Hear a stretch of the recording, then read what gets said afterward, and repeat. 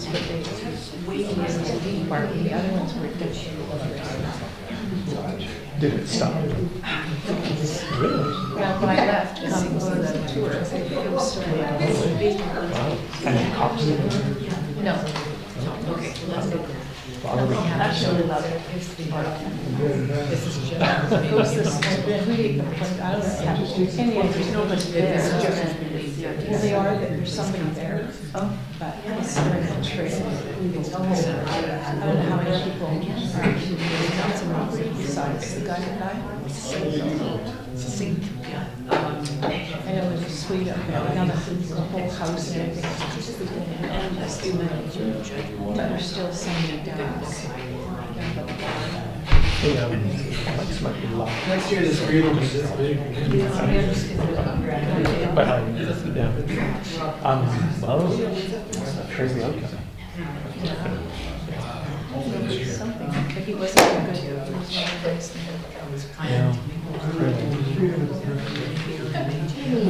one of those things. Yeah. Kind of a pickle. That's kind of a bossy person. That's so scary. Somebody's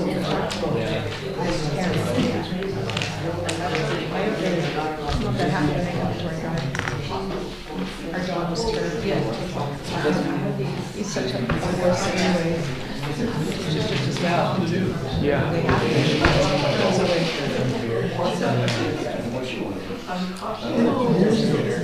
Wow. Have you talked to her? I emailed her, but she's in San Diego. Somewhere visiting her daughter. Good evening, everyone. Welcome to the District of Chosen Council meeting of November 25th, 2024. Councillor Schupin, could you walk us through the territorial acknowledgement, please? Yes, thank you. I just want to acknowledge that we are on the traditional territory of the Coast Salish people, and in particular our new neighbors, the Chiano First Nation and also the South First Nation. And I think as a council we recognize and respect the First Nation governments, all of whom have long-standing relationships with the land and sea, and those relationships continue to this day. Okay, thank you. I just wanted to mention that this is the International Day for Elimination of Violence Against Women. And many of us wear this moose hide, little bit of hide, which signifies a commitment to honor, respect, and protect women and children in our lives, and to work together to end violence against women and children and all those along the gender continuum. So thank you for that. Council, we have the agenda before us. We have Pink's two correspondence from Ms. Yoka, Mr. Brown, which will add to item number 11. With that, I'll take a motion to approve the amended agenda. So moved. Moved by Councillor Shukin, seconded by Councillor Donaldson. All in favor? Opposed? Carried. And we do not have any presentations, but we have some time for public participation. Should you wish to speak on the microphone, please state your name and your road. You're welcome. You have 4 minutes.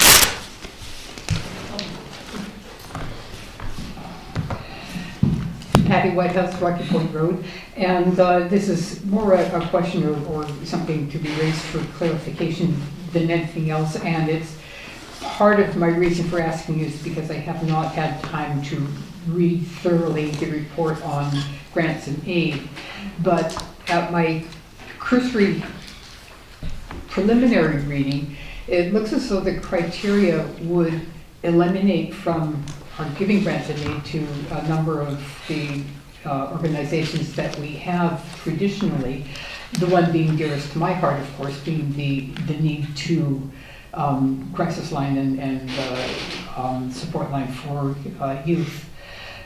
So I'm not asking for an answer, but I'm just asking for that to be clarified at some point, whether those organizations that we have supported in the past are still eligible to participate and apply.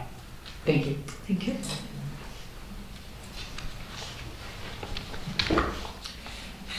Alison, Darien Place. I understand that there's a proposal to control blackberries in ditches, on boulevards, and other municipal municipal property using the herbicide Garlon, which is also called tricloper. I think that's the right pronunciation, with the cut and dab method. And so I did send something to you, but very late today, so I just wanted to read it. Older literature, like the US EPA fact sheet on tricloper from 1998, noted that formulations are toxic to fish and invertebrates, but only presented a chronic risk to mammals, not an acute risk. And at that time, the extreme persistence of tricloper in the aquatic environment was not known, so it was determined that it met their safety standards at that time.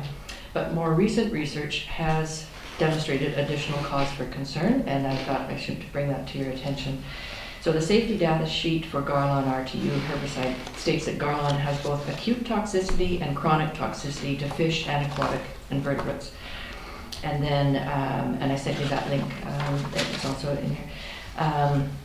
A March 2024 report published in a peer-reviewed journal, it's called Embrotoxicity Induced by Tricloper in Zebrafish Early Life Stage.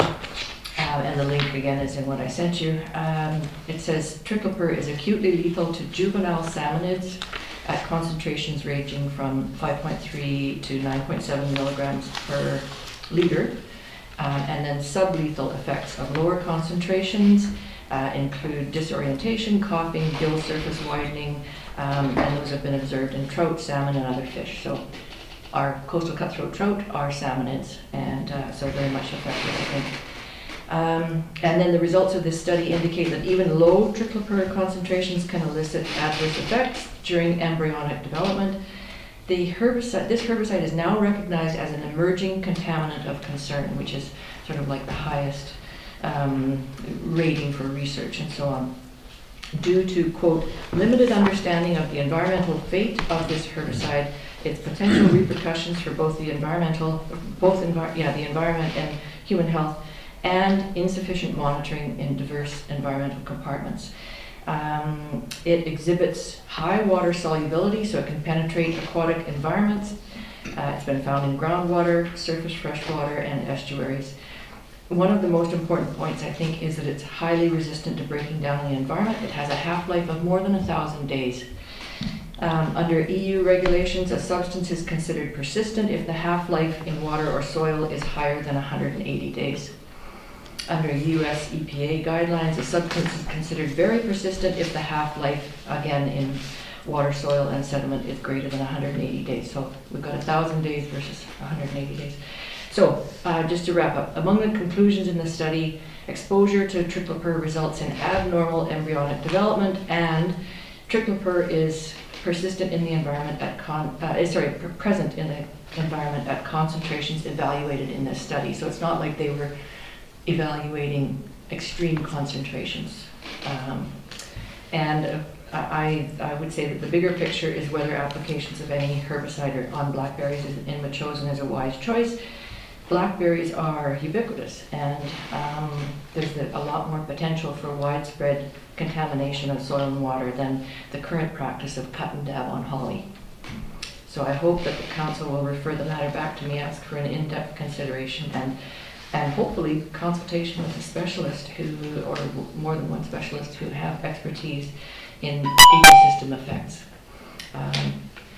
Okay, thank you. Just to let you know, the Chosen Invasive Species Co-op, No West team has not applied any garland to any blackberry in the Chosen or in any of the CRD parks. Right. I do appreciate that. I understand that there's a proposal that it be considered, and I just wanted to add my concerns. Thank you. Yeah, thank you. Thank you. Anyone else wish to speak this evening?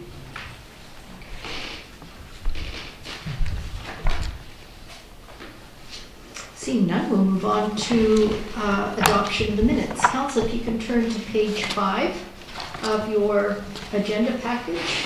We have the council meeting of November 4th, 2024 minutes. Move adoption. This is moved by Councillor Schuken, seconded by Councillor Donaldson. All in favor? Opposed? Carried. Thank you. And we have the special council meeting of November 18th, 2024. Move adoption. Oh, sorry, go on. Moved by Councillor Shukin, seconded by Councillor Epp. All in favor? Opposed? Carried. Thank you. And moving on to receipt of minutes. Councillor Donaldson, we have the Finance Committee meeting of October 7th. Yes, move to receive the Finance Committee meeting of October 7th. Moved by Councillor Donaldson, seconded by Councillor Epp. All in favor? Opposed? Carried. And then we have the special finance meeting, Councillor Donaldson. Yeah, I'd like to move, we take all three at the same time. Sure, Is that you can okay? take all three. Okay, to move receipt of minutes of the special council meeting, special finance committee meeting, the budget meeting, October 9th, October 24th, and November 12th. Okay. Move receipt of all three. Seconded by Councillor Epp. All in favor? Opposed? Carried. Thank you. And Councillor Donaldson, Councillor Shukin, we have the Community Planning Committee meeting next. Sure.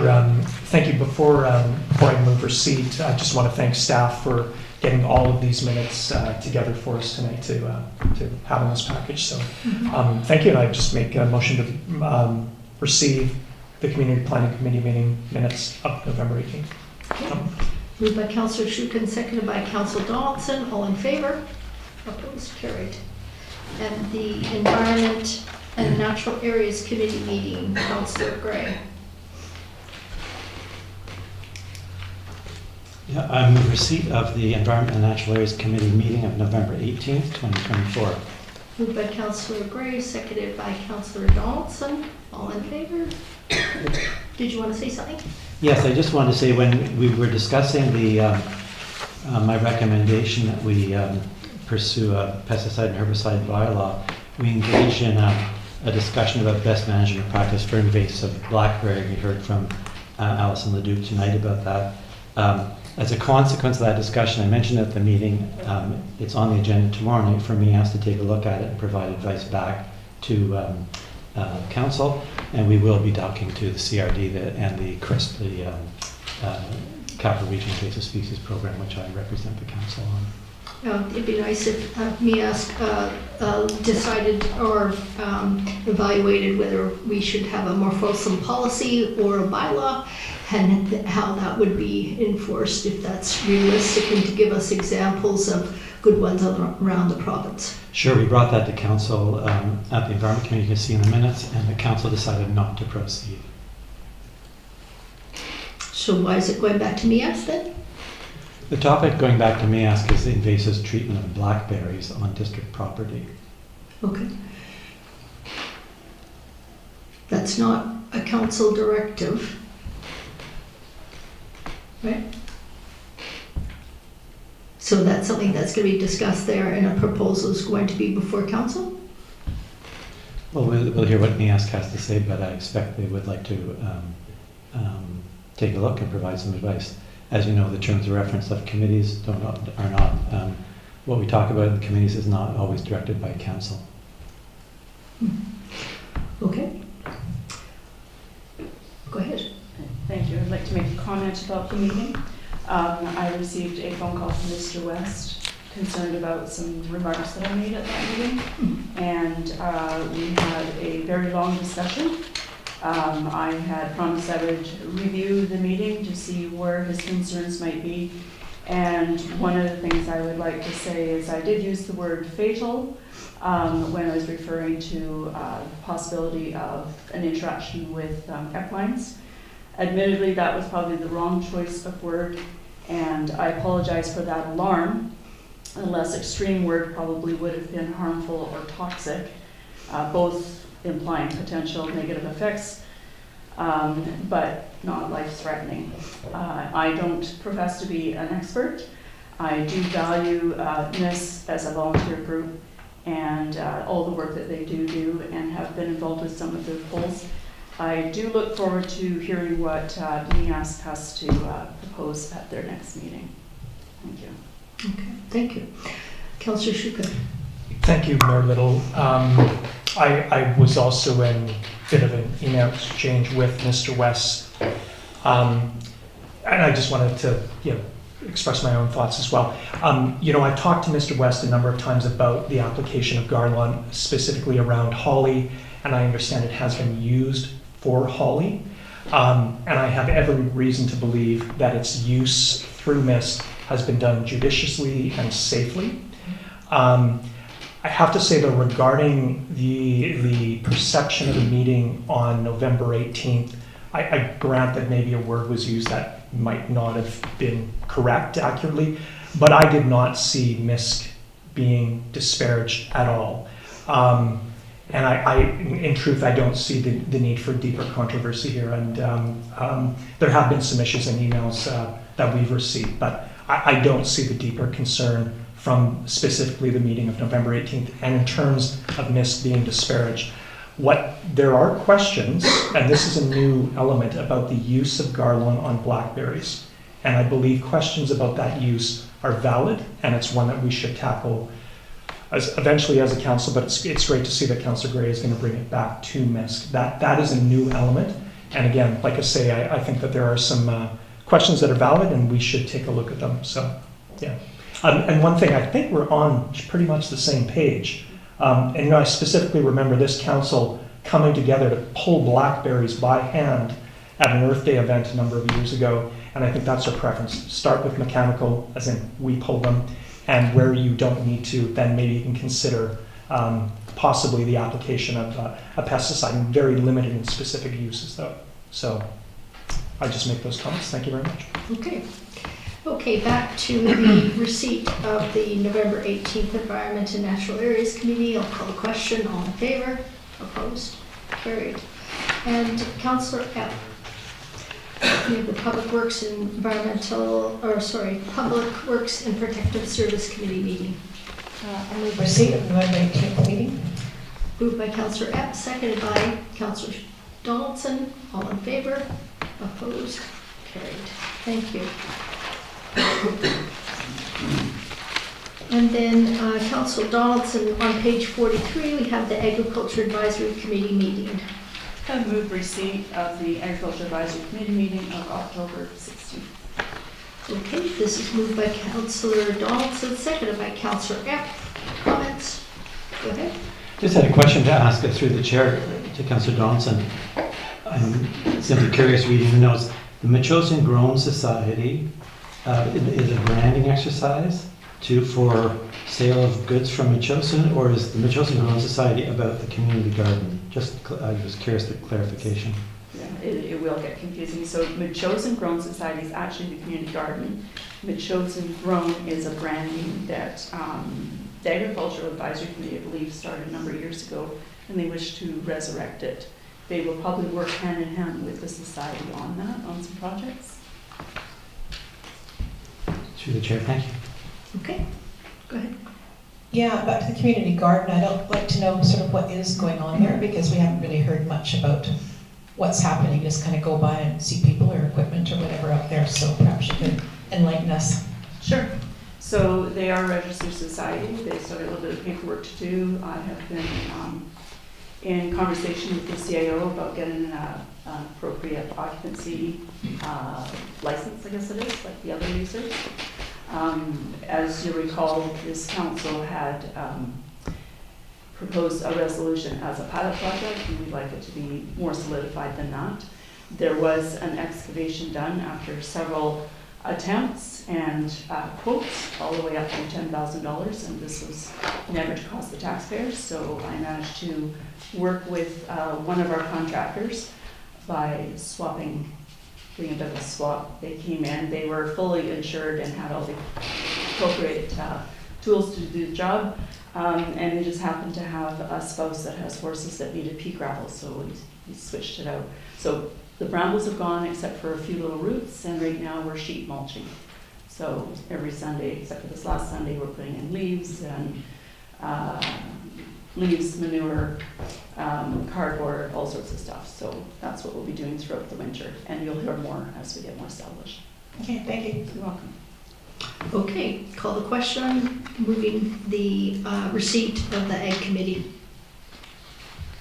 favor? Opposed? Carried. And regarding the mayor's report, being the last council meeting of the month, I don't have a written report, although today, council, the fire department, and some members of staff attended D&D, the Department of National Defense Rocky Point, for a tour of their ammo depot. Boy, that was very interesting. Never been in a bunker before. Never seen so many armaments. And it was very cool to go out on the jetty as well. So I did send a thank you both to Captain Whiteside and to Sergeant Woolley for showing us around today. Okay, turning to page 4, Business Arising. We have the Special Finance Committee budget meeting recommendations. Councillor Donaldson. So this is a motion that council approve finance policy F100.04 grant and aid policy. And that finance policy F100.57 assistance to community groups attached be rescinded. Okay, this is moved by Councillor Epp, seconded by Councillor Shukin. Comment? No, moved by Councilor Donaldson. Oh, sorry, what did I say? I'm sorry. Councillor Donaldson and Shukin. Go ahead, Councillor Gray. Thank you. We talked about this at our last meeting, the finance meeting that we first saw the document. And one part of the recommendation is that we grant only 75% of our total grant value when we receive the applications, and we save and hold back a quarter of the money in case somebody asks for money later in the year. And I just want to get clear, does that mean there's 2 intakes? So if you miss the first intake, you go to the second intake? Or is it simply that we dole out $3,750 if there are programs that are worthy of receipt? And then if somebody asks some point in the year, we give out the other money? I'm a bit concerned about the fairness of that, sort of an ad hoc approach versus actually saying we have 2 intakes. You know, if we want to hold back money, I would have thought that we advertise the date when the money is available, people apply, and that's it. Reduce our staff time on the work and all that. Having 2, if we give out money once, then the second people who apply, I guess, just receive it without competing for it. How do we address the fairness, Mayor Little? Okay, so I think the intent of this was throughout the year we do get applications or requests for a modest amount of money, $200, $400 in that. And then at that point we have to say, no, I'm sorry, you'll have to wait till the next grant and aid intake, which is usually a considerable amount of time. And I think that was the intent of that. I was wondering, Mr. Creek, would you like to comment on this? Sure. Please, thank you.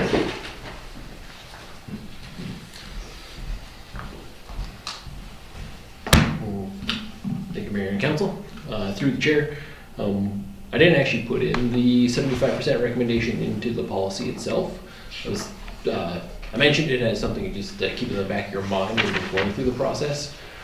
I didn't want to hamstring you at the time in case somebody did have a large request due to the size of our grant and aid budget. It's just something to keep in mind that when you're going through the process, like, oh, okay, we can keep a little bit back. We can give 75% of that person's asks in order to keep $500,000 back for the rest of the year. But I didn't write it into the actual policy to just limit it to 75%. So just kind of left it up to you guys. Okay. Anybody else wish to speak to that? Go ahead. Oh. Councillor. Well, 2 things I wanted to mention. Yeah, I mean, it's not a directive. It's not the policy. It suggests that we can use the full amount if we so decide. So, I mean, I think it's great if we, if say we get a very limited amount of quality applications, we can hold some back. If we get a lot of good applications, we can spend it up. So that's what I would approach. That's how I'd approach it.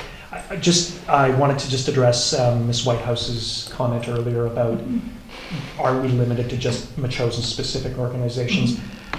If you look on page 52 of the agenda, I read the following to be that we can be more expansive, and I was actually thinking exactly of the example that Ms. Whitehouse raised. And it says that an application must be made by a service club, nonprofit, society, or charitable organization whose services benefit the residents of Metchosin. So that can be interpreted quite broadly, I would say. So, yeah. Great. Absolutely. Anybody else? Okay, thank you, Mr. Creek. Okay, so with that, we have 2 motions on the table. I'll call a question. All in favor? Opposed? Carried. Thank you. And Councillor Shukin, on page 57, we have the Community Planning Committee recommendations from November 18th, 2024. Yeah, and thanks. I'll go through each of them, but before I want to just thank Council very much for their indulgence last time with number 1 about the memorial bench for the cricket pitch here. I didn't have good information about it, so this is a bench that has been requested by John and Lorraine Buchanan for John's parents, Jim and Olive Buchanan. Jim and Olive, they were longtime residents in Metchosin going all the way back to 1956. Very active in the community and working with folks that we all know, if only by name. So Jeff Mitchell, Mac Tipton, Shirley Wild, and Mac Page, I think, as well. They're involved with the Community Planning Association of Canada, and Jim was, and that had involvement in the Victoria General Hospital, the development of such. It was apparently Jim Buchanan who started the Lamb Barbecue in Metchosin, so his legacy lives today. So Jim and Olive raised 6 kids in Metchosin. They have 21 grandkids. So the cricket pitch is a great location for the bench because Jim played with kids for a little while, and he knows people would come and sit and look at the bench. So, yeah. So thank you very much. And with that, I would move that Council approve the Buchanan Memorial Bench application at the cricket pitch, pending confirmation that the existing bench is not a memorial bench and will be removed, and I can address that as well. So moved. I'll second that. Moved by Councillor Shukin, seconded by Councillor Gray. Go ahead. And I also talked to Mr. Johnny Carline and also David Harding, who they're the leaders of the cricket pitch. There's no claims of memorial status on that bench, and they're happy to have it replaced with a new bench. Okay. And also happy to have the other memorial bench, which Mr. Harding has asked for as well, go on the other side. So, okay. Yeah. Okay, good news. Yeah. Okay, with that, I'll call the question. All in favor? Opposed? Continue. Okay. The next one is the Housing Needs Interim Report. I think I should do both of these separately if I could. Sure. Yeah. I would just say that I'd move that Council receive the 2024 Interim Housing Needs Report to be appended to the District's 2021 Housing Needs Assessment Report, and direct staff to publish the 2024 Interim Housing Needs Report on the District's website. So, okay, this is moved by Councillor Shukin, seconded by Councillor Donaldson. just very few comments. Thanks everyone for the great discussion, and to Ms. Johnson as well for walking us through the requirements of the Interim Housing Needs Report. And as mentioned, it is a requirement in legislation that we receive the report and also post it on our website. So I think we're in good standing. Ms. Johnson is going to come back early in 2025 and provide us with some options that we can then look at as we move toward amending, again, which is a legislative requirement, amending our OCP and our land use bylaws appropriately in terms of the housing needs report. Okay. So more to come on that. And she did mention the importance of public engagement, and of course we recognize that is critical as well. So. Okay. Okay, I'll call the question. All in favor? Opposed? Carried. Continue. Okay, the second motion is that Council look for opportunities to engage provincial officials regarding constraints and community characteristics in Metchosin in terms of meeting housing requirements. So moved.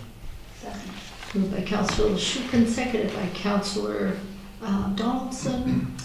Just to address this, I put this motion forward just so we can find an opportunity to talk with the provincial government about some of the unique elements of Metchosin. Again, sewage. We have no municipal sewage here. Water, many of us are on wells, and we're finding those are depleting again year after year. This problem seems to grow, and also the abundance of ALR land that we have. So I think our move to receive the report and do what we need to do in terms of the legislative requirements sets us up for a good conversation with government. So there we go. Okay. Councillor Gray. Just reading the motion for the meeting tonight, I'd understood the other day this was about sending a letter, and is it something else? Is it setting up meetings or doing a letter?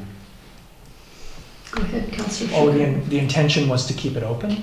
If we were to send a letter, of course, it's signed by the mayor and would go through council, but it could also be meetings as well. So we had a great spate of meetings at UBCM. We may find that with the appropriate conversations, maybe we're not ready to do that until September, or I don't know if we do the same thing at AVICC, but it was meant to be broad intention. So. Okay, I'll call the question then. All in favor? Opposed? Carried. Okay. Moving on to the Metchosin land use bylaw definition of boarding kennel. Great. That council agrees with the recommendation in the planner's report dated November 18th, 2024, titled Metchosin Land Use Bylaw Definition of Boarding Kennel, that the Victoria Humane Society is using the property located at 3280 Woodruff Road as a boarding kennel in compliance with the land use bylaw, and acknowledges that a bylaw amendment is necessary and forthcoming to clarify the boarding kennel definition in the land use bylaw. So moved. Moved by Councillor Schuken, seconded by Councillor Epp. Comment? And, It is what it is. yeah, thank Okay. you. Yes. Councillor Epp, did you want to say anything? No? Okay, I'll call the question. All in favor? Opposed? Carried. Thank you. Thank you. Finally, on the request for a mounting block at Rocky Point and Happy Valley Roads, that council refer the mounting blocks request received from the Metchosin Equestrian Society to the Parks and Trails Advisory Select Committee with the goal of exploring installation. So moved. Okay. Moved by Councillor Schuken, seconded by Councillor Donaldson. Go ahead.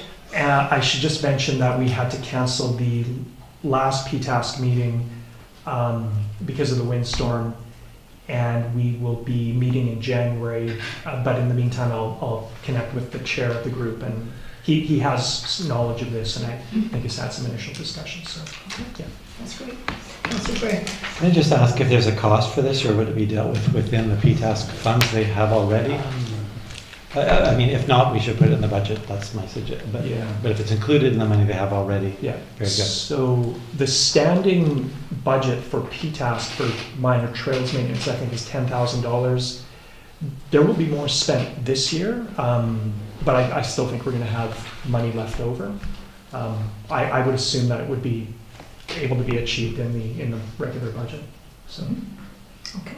I'm not sure what mounting blocks go for these days, but we'll assume that it's going to be within existing budget. Okay, they haven't cost us anything in the past because all the labor and the materials were donated, and that will be a discussion at PTASC. Okay. Okay, call the question. All in favor? Opposed? Carried. Thank you very much. Now we have the business arising from the minutes of the council meeting from November 25th. Environment and Natural Area Committee recommendations. Councillor Gray. Thank you, Mayor Little. The first recommendation is that council request staff work with the Habitat Acquisition Trust in collaboration with the Parks and Trails Advisory Select Committee to install a donated back box at Blaney Trail. So moved. Moved by Councillor Gray, seconded by Councillor Epp. Discussion. All in favor? Opposed? Carried. Go ahead. Thank you. I would to move that the Chief Administrative Officer advise the Finance Committee on potential Metchosin Creek stormwater management costs, including water quality testing, in relation to the 2025 budget. Moved by Councillor Gray, seconded by Councillor Donaldson. All in favor? Opposed? Carried. Thank you. And Councillor Epp with the Public Works and Protective Service recommendations from November 18th.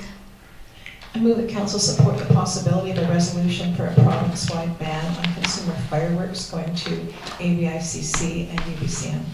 This is moved by Councillor Epp, seconded by Councillor Donaldson. Comment? No?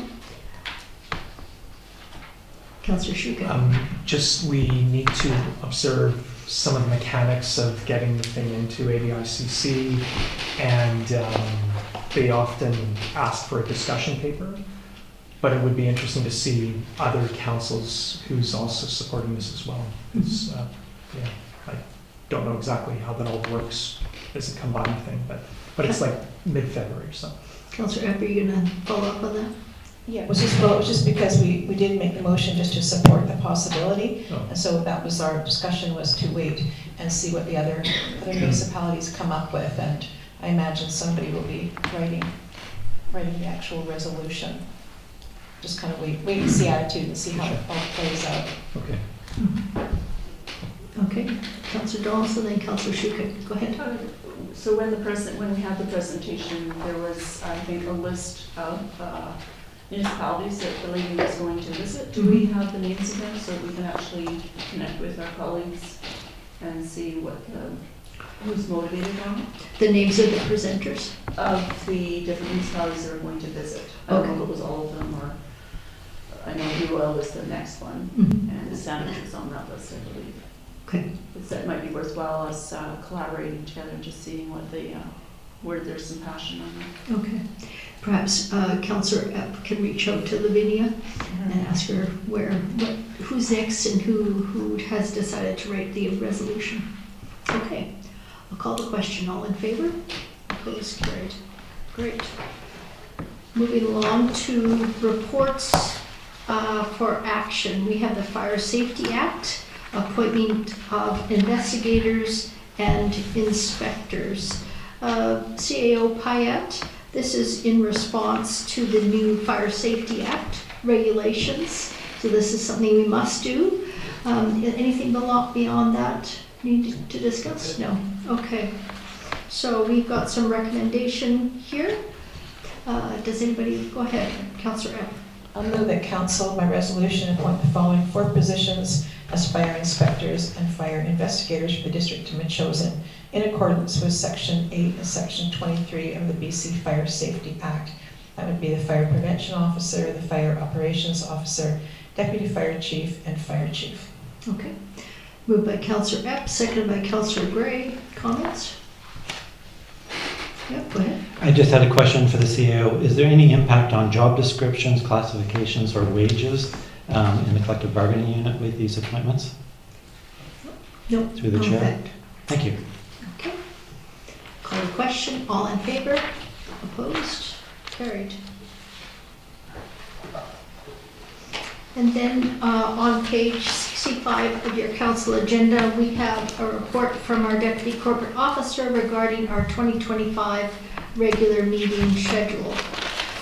There's some recommendations here, as well as the regular council and committee of the whole meetings for 2025.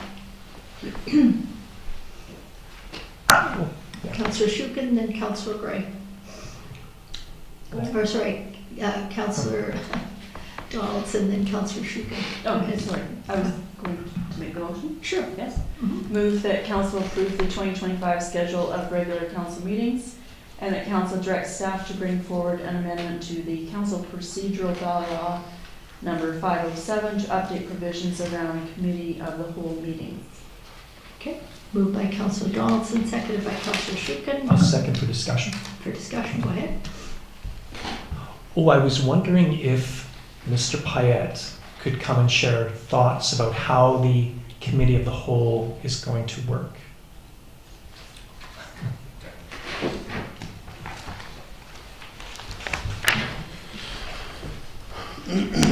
Okay, thank you. And through the chair, the committee of the whole will occur monthly, except for the months of the summer, basically. And they will include all of the current committees in the committee of the whole. And the agenda will be structured based on the committees.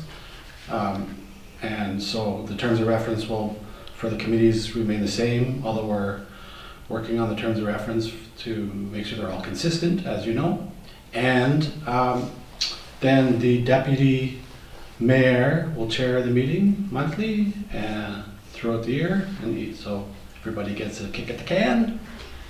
And that will, the goal is to reduce the amount of committee meetings and agenda work that's produced when they're done individually. Great. Councillor Shuka. Through you, Mayor Little. Mhm. I like the idea. I'm just curious about some of the mechanics. So would we ever foresee that we would have all 4 standing committees at the one meeting? Including finance. Yeah.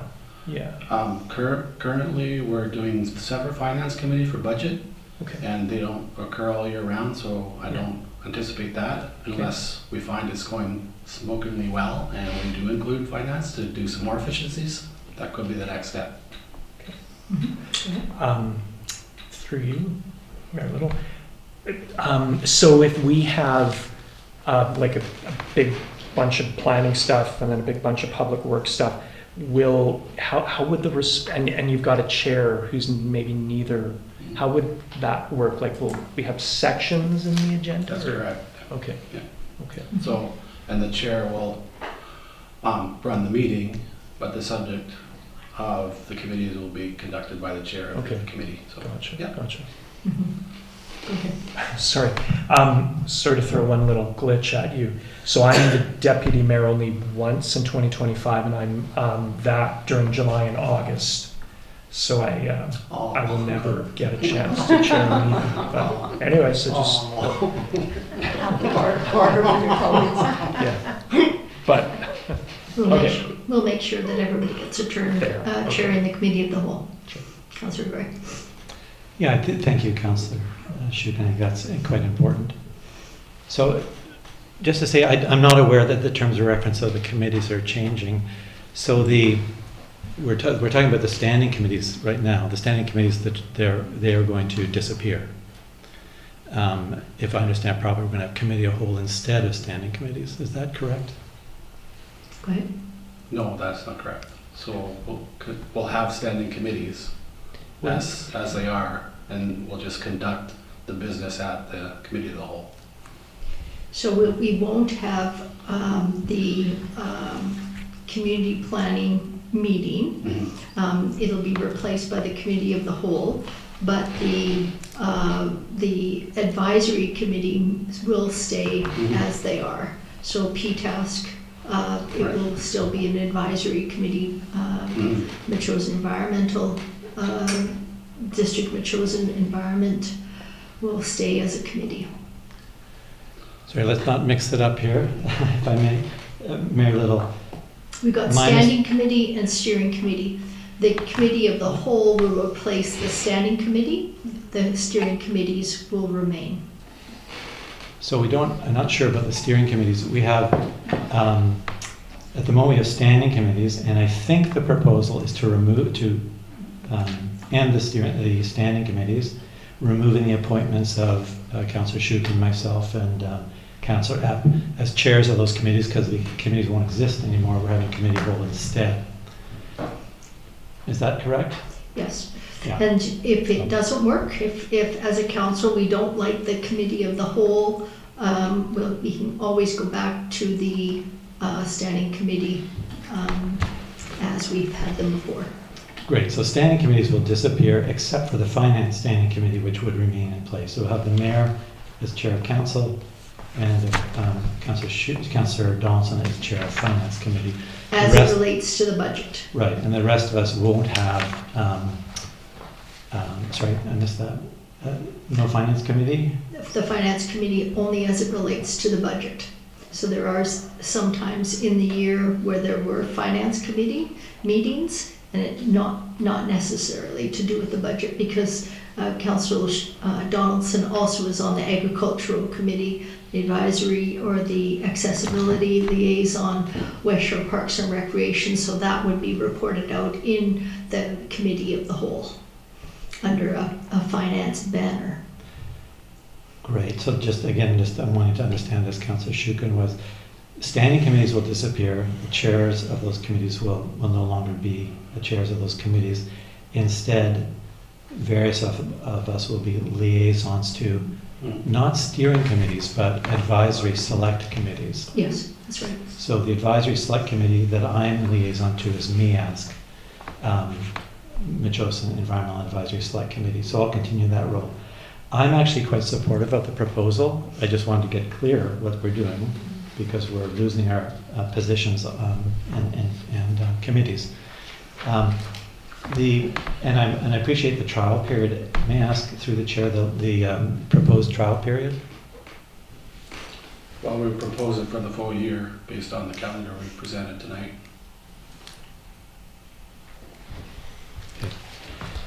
Thank you. So if we go for a full year and it's not working, or how would we change it? I know we had some earlier discussions about trial periods that I think the response was suck it up when somebody said it wasn't working. So I just want to be clear, how does the trial period come to an end if say Councillor Shukin, for example, says, hey, this isn't working.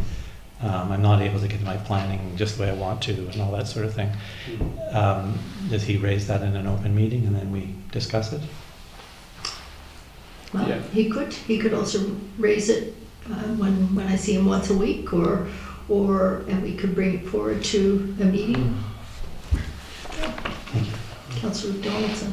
Perhaps we do, I realize it's a trial for the year, maybe we do a probationary where at the first quarter we evaluate how's it actually working for everybody.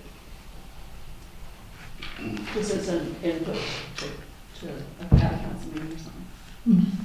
Okay. Quarterly. Or at the halfway mark, either way. Maybe at the halfway mark, sure. Or a greater percent. Councillor Shukin. Oh, thanks.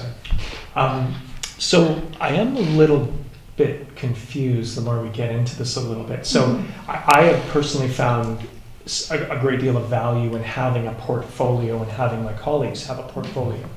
So for example, we know with Public Works, Councillor Epp has a good ear to what's going on and has built those relationships.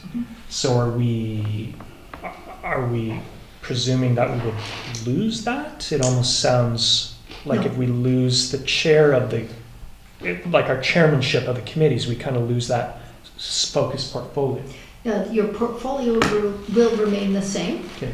unless you have a desire to move to a different portfolio.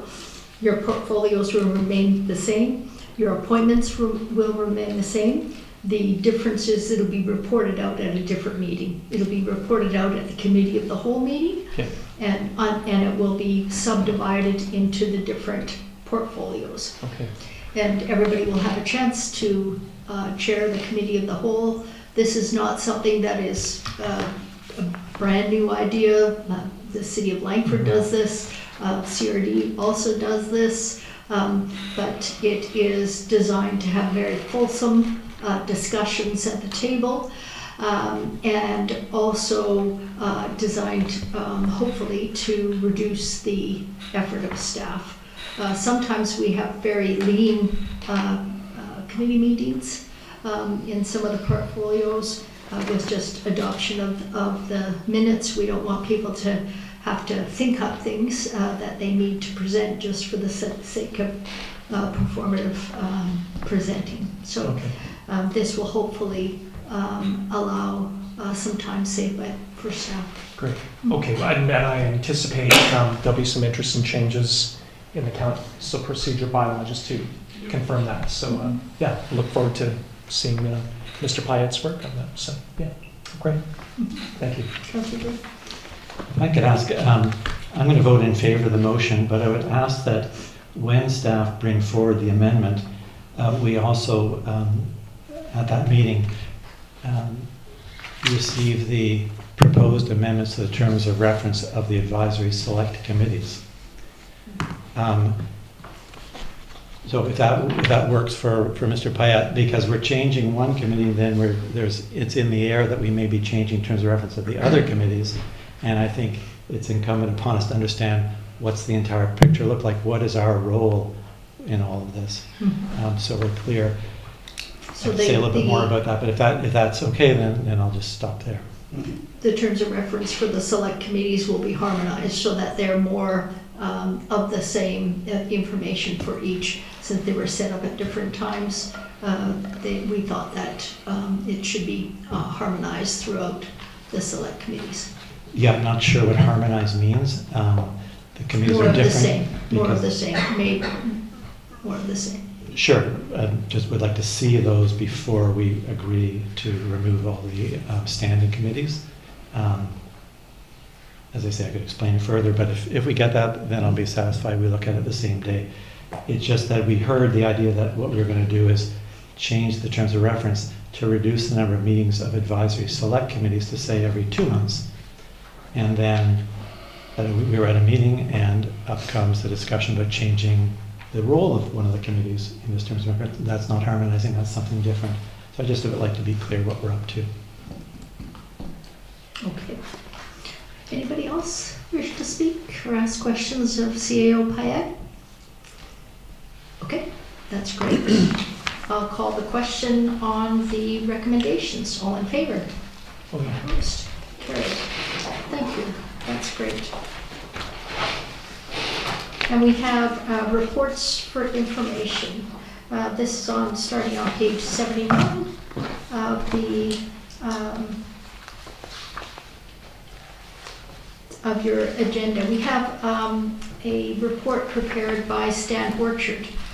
He's a herpetologist. This is his report from November 2024.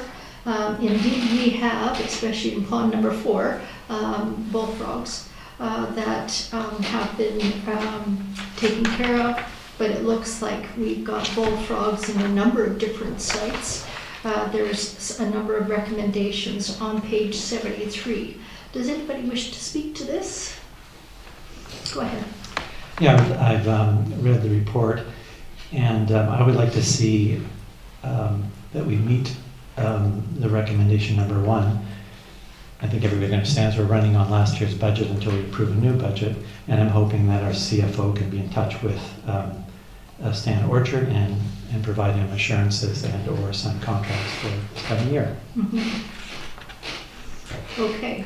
So my understanding from previous years is that the limiting factor was actually Mr. Orchard's time and availability and the number of personnel that he had. But I do think that we should adopt the recommendation to continue and intensify for 2025. Yes, it was also he was notified late, so there's a combination of factors, and that's why he's raising it this year. Is that a motion? I'll second it.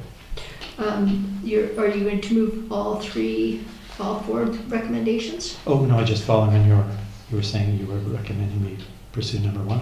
Okay, let's take number 1. This is moved by Councillor Gray. I'm sort of seconding your motion. Okay, my motion, you're seconding, and all in favor? Opposed? Carried. And then the specific recommendations regarding sites 3, 4, and 12. Does anybody want to make these recommendations? I think they're worthwhile. This bullfrog is a real problem. And if our CEO could follow up about the idea of a network of property owners and or talking to CRD about Masson Lake, I think that would be grand. Make that a motion if you like. Okay, this is moved by Councillor Gray, seconded by Councillor Shukin. All in favor? All opposed? So that's recommendation number 2. The third recommendation. Those are recommendations 3 and 4. I'm sorry. Those are recommendations 3 and 4. 3 and 4. Okay, so let's revisit that. That's develop a network of property owners who make a point of listening for bullfrogs calling and report it to me via the chosen municipal officer. The optimum listening period would begin in late May and extend to mid-August, so that's the first one. And a comprehensive survey of Matheson Lake should be arranged with CRD Parks, or at least they should be encouraged to such survey themselves. And there was a copy of the email sent from CRD Parks on November 12th. So that's the recommendation that you've moved? Yes. Okay, that was moved by Councillor Gray, seconded by Councillor Shukin. All in favor? And then sites 3, 4, and 12 should be visited more than once a year. I'll make that motion. And seconded by Councillor Donaldson. All in favor? Opposed? Carried. Great, thank you. On page 81 of the council agenda, we have the District of Metchosin Building Inspection Department report, as we see often. Councillor Gray. I'm happy to move receipt. I have a question. Yep. Moved by Councillor Gray, seconded by Councillor Donaldson. Go ahead. I mentioned this at a previous meeting, and I wondered if we might find out the blasting permits. Is the Marcotte pit active, and is there a schedule of blasting available to neighbors? The Marcotte pit, I don't know. We'll take that away and bring it back. Yes, I think I asked last month as well, but that would be great. Thank you. Okay. Move receipt by Councillor Gray, seconded by Councillor Shukin. Anybody else want to comment? Yeah, it is quite striking how what the change in the building permits. 39 this year to date, 86 last year total. So, yeah. Okay. Call the question on receipt. All in favor? Opposed? Carried. And then we have the District of Metchosin Public Communication Report stats. Move receipt. Moved by Councillor Shukin, seconded by Councillor Epp. All in favor? Opposed? Carried. And we have correspondence for action. On page 85, we have a letter from Ms. Karen Hoffman, retired secretary of the Chosen Producers Association, with her request to coordinate the construction of a second of the 3 kiosks that were planned for and approved in 2014. Councillor Donaldson? Do you want some background or a motion? Both. So, motion to approve the request for this second kiosk. The purpose of the kiosk is what the farmers market people have done is in the last few years have had food trucks, and they're finding out that it's not, they're not as available or as interested, so they're looking at this kiosk to be food oriented, whether it's ice cream or I'm not sure all of what. As you know, the first kiosk is a meat kiosk. It's lamb, pork, and chicken, I believe. And so this is the second proposal, and it'll be locked up.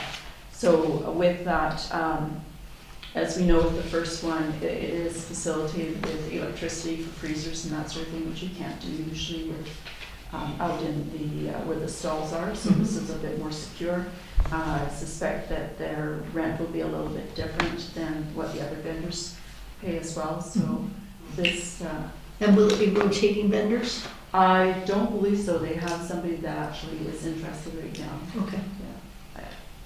We could ask for more information on that though. Okay. So your motion is to give them permission to coordinate the construction of the second of the 3 kiosks? Right. And as with other activities that we've had on the grounds, there's generally an invite to the different groups to have a walkthrough, just get input. I would ask my colleague, Councillor Shukin, if that is something that maybe the grounds group might be interested in. I am, thank you, Marilyn. I'm happy to sort of be the conduit to communicate that. So we Councillor Donaldson and I can work together on that. And I'll just add that the Producers Association have had, I think, a really good record in communicating with the other parties in that area. So it'd be great to make sure we help them with that. Okay, so with that, your motion will be to give permission to coordinate the construction of the second of the 3 kiosks. Correct. Okay, moved by Councillor Donaldson, seconded by Councillor Shukin. Anybody else wish to speak to this? So it will go next to the neat kiosk. The size will be 8 by 8. It will have electricity. Anything else? No. And there will be some kind of coordinating with other user groups on there. Okay, go ahead. Yeah, I just want to speak in favor of the motion. I think the Metchosin Producers Association is doing a great job at the farmers market, and this is the kind of support that we can provide them. Yeah, I think we all agree with that. Okay, call it the motion, all in favor? Thank you. And then we have a letter on page 89 from Marianne Alto, the mayor of Victoria. She's writing to inform us of a motion that was passed at the City of Victoria. This is regarding emergency warming centers for the unhoused. And just to let you know that we have the capacity to set up a warming center here in Metchosin for vulnerable populations if needed. We'll set up extreme weather events that sufficiently meets the needs of our community. We've done so in the past, be it hot or cold weather events. Last summer there was warm weather cooling centers set up, as well as other years. So we do have the capacity. Councillor Gray. I'm wondering just about that and how we let people know. I'm not aware of homeless people in Metchosin, but there are people living in substandard housing. And so I think that might be our biggest concern. And maybe they're homeless people, I'm just not aware of that. So how will we let people know about a warming center? Yeah, What can we do to get it out to people maybe who don't have the internet, or they're living in difficult circumstances? What's our how do we advertise it? How do we let them know we've got something? And where is it? Is it the school with cots and the gym and that sort of thing? It's at the school. So the fire chief is aware of people living precariously in trailers, and during extreme events, she does contact them, make sure they're okay, make sure they have what they need. And so that's something that she does. How we've done it in the past with the cooling centers is the fire chief has provided that information to council. We've not discussed doing it, but it's been made aware through that channel and through the website.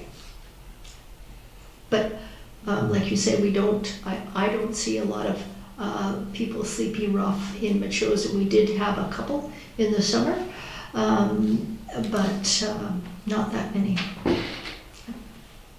But the point is that we do have the capacity if needed, if we hear.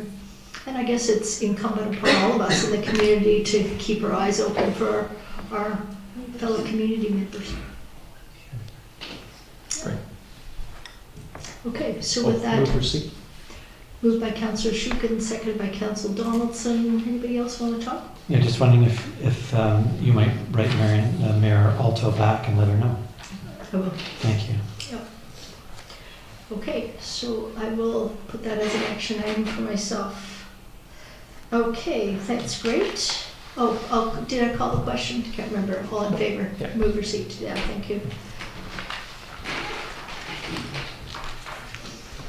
And then we have number 11, that's the new correspondence. The Pinks, we have a letter from Admiral Yoakum, as well as Darren Brown, sort of on the same theme, management of the school site. We've got a draft management plan that will be circulated to all of you, I think, this week, that you can go over. Respectfully, whether the fire chief is in charge of that or not, that's up to the chief administrative officer. It's not for council to debate or discuss. That's within his purview. Indeed, the school site is a major asset, and we are not ignoring the debt. As our CFO mentioned, there is being paid back over a very long time. And then let's see, who is currently accountable for the school site's financial performance? Well, that would be the CAO and the CFO.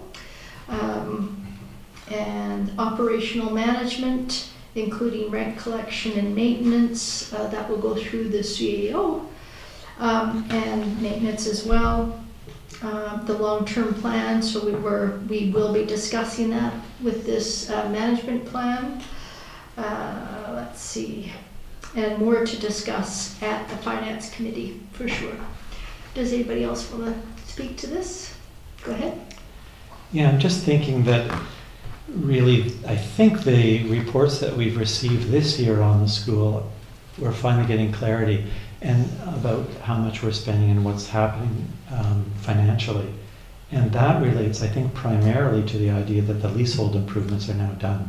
So we're getting rent and we can sort of see all the numbers and it looks pretty clear. But I'm thinking that, to get ahead of this community concern, because we've heard a couple of people mention selling the school. This is a significant concern. I, like you, Mayor Little, value this as a community asset. And so I'm wondering if we shouldn't, and I should say I really appreciate what MAC is doing over there. So, but there's a question about how much money we pay in every year now it's coming up. And then what are we getting in terms of, or what, not what are we getting, but if money's earned, where is it headed and all that kind of thing. So I'd like to be supporting MAC in their role, but I also think we should look at the finances a little bit more carefully. So I'm hoping in the budget, when we get the second round, if I'm understanding the process, in that second round, we can look a little bit more at what's happening there. Maybe through the chair, I can ask Councillor Shuken, you're the liaison at MAC. What do you think?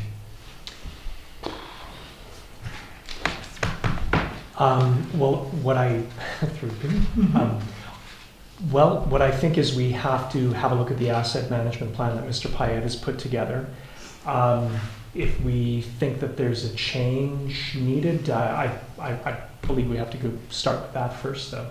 Mm-hmm. So yeah, that's my starting point. It was in my locker. I'm going to have a look at it. So I don't really have an opinion right at this moment. So the one thing I would say though is I feel like we are moving to progress on the school in terms of being able to realize it as a full and true asset with the gym now being completed and ready for use. So I think in the last few years we've come a long way with the school and getting it ready to be a usable asset. Whether we will ever realize profit from the school, probably not. But I suspect we are on the way to making it more revenue neutral, if we will, or if you want to look. So. And one of the things before you had mentioned, Councillor Gray, was that the MACA has a lease for $1, but then they also give out sort of like a grant and aid, and you thought that might be inappropriate, and I think that's something we should discuss here. And it does seem like that the grant should come from the District of Metchosin, because it is, well, it's the people's money, right? It's not necessarily MACA's money. Go ahead.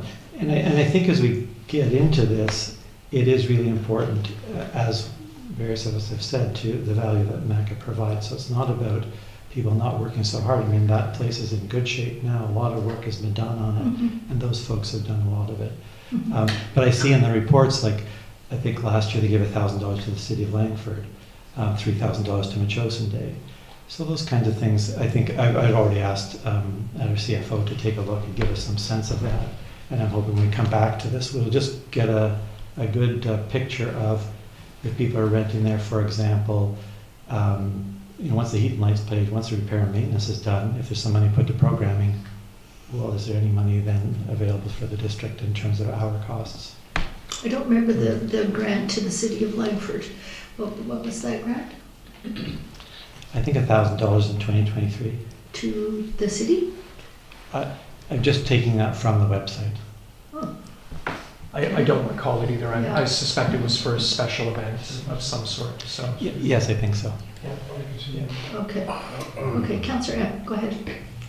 Well, I think that the school is incredibly valuable asset for this community, and which I've said many times, it's getting busier and busier. We have the advent now of a new wellness collective there, which is going to provide a really needed service in the community. We have funding arrangements with West Shore Parks and Recreation to start having some of their programs there. It's quite busy regularly, being booked with training programs, people coming from all over the place to take various training programs here, and other things that are going in there, and the gym is quite busy. So, you know, I think it really is growing and building, and it's going to be it is even proven to be successful already. And I just, I know I've said this a lot, but I don't believe that, you know, making money out of these community facilities should be our main goal, because they do provide a service to the community, just like the community house, just like the museum. If all we care about is revenue and money, well, we could turn those into revenue-producing places instead of renting them to those organizations for $1 a year as well.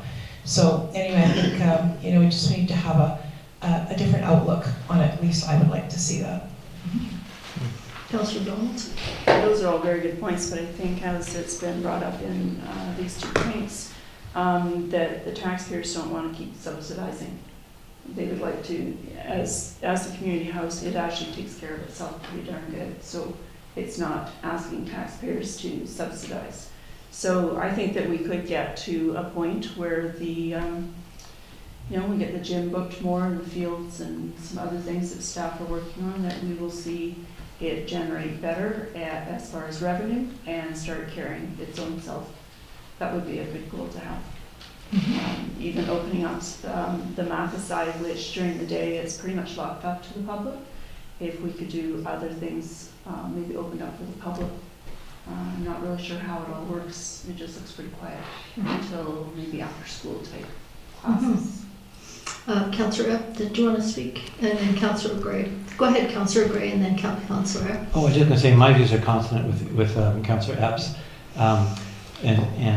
But part of it is we're looking at a management plan. So we don't just stand still. We have to sort of get things together and get some confidence in the community about what we're up to. So I think it's the greatest spot ever. I think it's great what's happening, and I agree. Things are lifting off there, as I mentioned, in finance. We've got finance people coming. We've got people interested to rent one of the other bigger rooms there. Like, things are happening, so it's looking pretty good. Councillor Epp, go ahead. Just one more. There just seems to be, from some of these emails, a lot of questioning about the fire chief being involved in doing the leasing, which according to her is a very small job that she does. But you know, the alternative is to hire somebody. So, I mean, I'm happy to hire somebody if people are wanting to have another couple of % added to their taxes, and because that's what it comes down to. We don't have the staff in this building here, don't have enough time to do it. So right now she's doing it until we manage to get enough money in the budget to actually hire somebody to run it. Okay, so what I'm hearing from the committee, from the council, is that we all agree this is a community asset. Nobody's interested in selling it. We will look at it as an asset, try and increase the revenue there as much as we can. Some members have said that it may never be cost neutral, and that is a possibility. Arts and culture centers often struggle with that. But I agree with all of your sentiments. We'll try and rent that as much as we can to lessen the burden on the taxpayer. And actually, that's what the fire chief has done with her grant writing. A grant of over $1 million that she put in herself. So we owe her a debt of gratitude for that. But like I say, what she does and what's within her job description is up to between her and the CAO. Councillor Gray. I just want to agree with you there, and Councillor Epp, that the fire chief has done a good job here. The question is, that's the business of the CAO. Sorry, I didn't hear the last part of your sentence. The roles of our staff are the business of the CAO. Yeah. Okay. So move receipt of. Did someone do that? Move receipt. That moved by Councillor Shukin, seconded by Councillor Epp. All in favor? Opposed? Carried. Thank you. Good discussion. Okay, we have no bylaws, no other business, but we do have time. It is before 9:30 we have time for questions. Does anybody wish to ask any questions? Oops.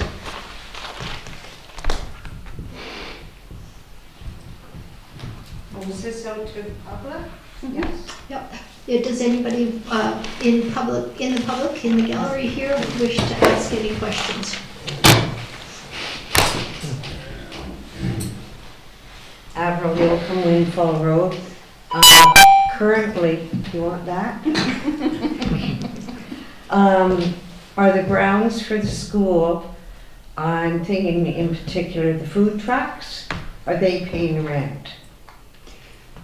The food trucks at the school. For Mile Zero? Yeah, I don't know that. I could ask. Thank you. I will ask, and I will. And how much?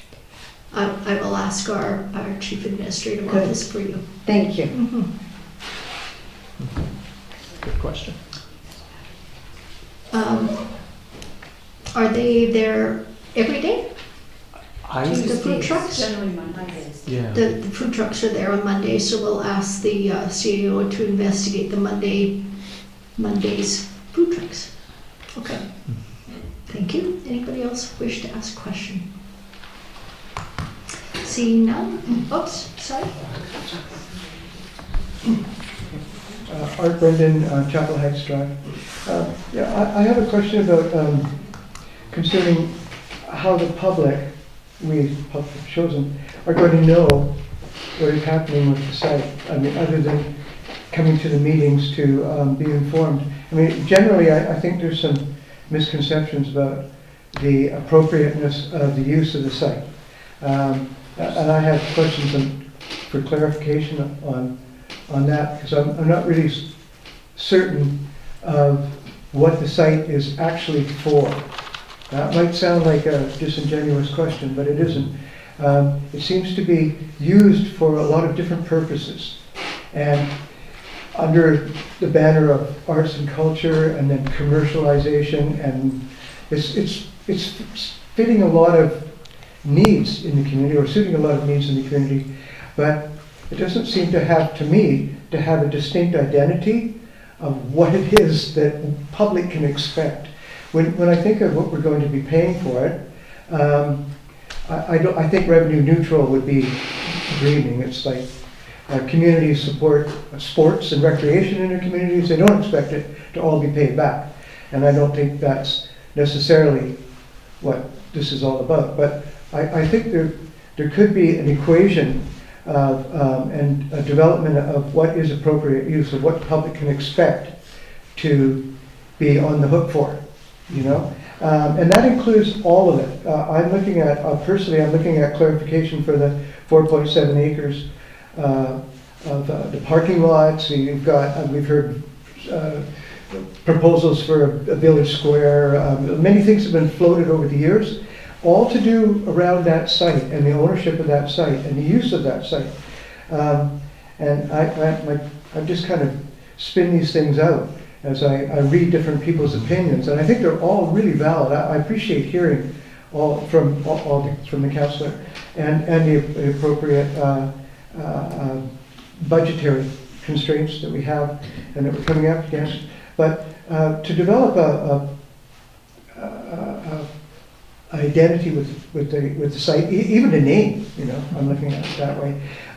Would it not be? Would you consider having an advisory committee be on board with that, so that we can feel that we are being informed on another level as well, a holistic level, rather than, you know, rather than piecemeal. I feel like I'm getting. I could be. It just could be my perception of it. I have a bit of baggage with the place, but that aside, and just try to look at it objectively as well. So, thank you.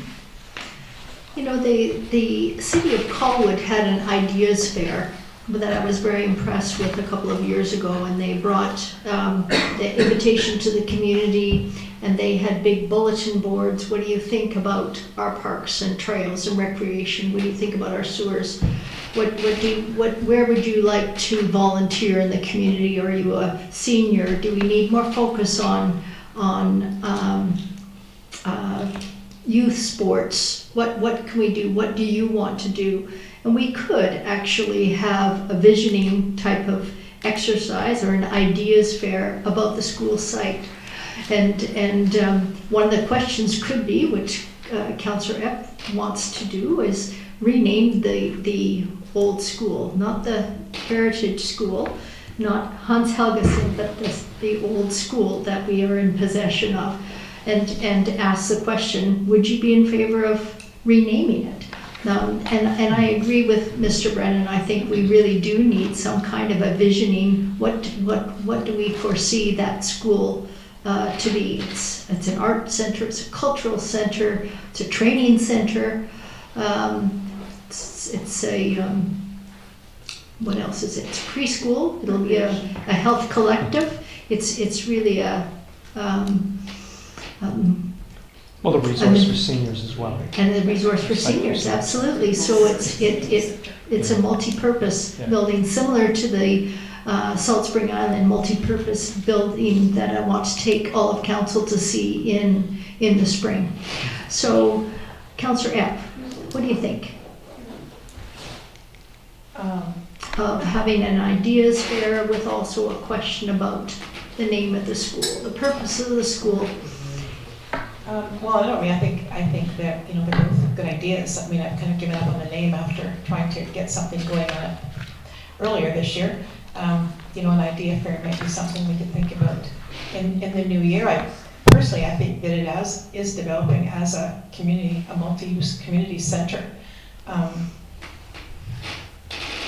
just think probably need to, discuss it further. It's going to be, in the new terms of reference for the Healthy Communities Committee, just like the MEASC, advises on pesticides or on riparian zones or on, development, the Healthy Communities is going to be advising and just giving suggestions about the school. So I think that's just coming now. So I think that committee will be able to come up with some ideas, and maybe an idea fair might be, certainly one of them that could be discussed at that committee level, and then take it from there. And do we have a couple of positions remaining to be filled on the Healthy Communities? Yeah, we're advertising for those. So. Okay. And we don't have the final terms of reference yet. They said, we have the draft, and now it's been revised. So. Okay. Good comments. Anybody else wish to? Councillor Shuka. I was, as we were talking here, as you were talking, Mayor Little, about the visioning idea, I was going to offer to help Councillor Epp, but I do recognize that the Healthy Communities is going to be moving more and more toward being the advisory body that Mr. Brennan was talking about as well. So, but again, happy to help if there's a need for any. So. And the City of Colwood said that they would help with posters if we ever decided to have our own ideas fair. And they have the capacity for these big posters, so we should take them up on their offer if we decide. Go ahead, Councillor Gray. Yeah. I recall it was in some notes, and there was a brief discussion about a different role for Healthy Communities, but we haven't discussed that and made a decision about it as far as I can tell. No, we haven't had those terms of reference or... No, and that's, that will come through. I suppose what I raised a little while ago, it was we're going to harmonize them. That's not harmonizing, that's changing them for a different purpose. So I'd like to see the terms of reference that are being proposed so we can hash it out. Mm-hmm. You will. Rather than say that's what's happening without talking about it. Mm-hmm. Okay, so then I think what I'll do is I'll continue discussions with Colwood in terms of what support they could give us in having our own visioning ideas fair for the school, but we could also throw in other things there with what do you want to see, roadside trails, for instance. We could take advantage to the public coming to a public engagement meeting. Okay, I'll continue discussing that. Anybody else wish to speak?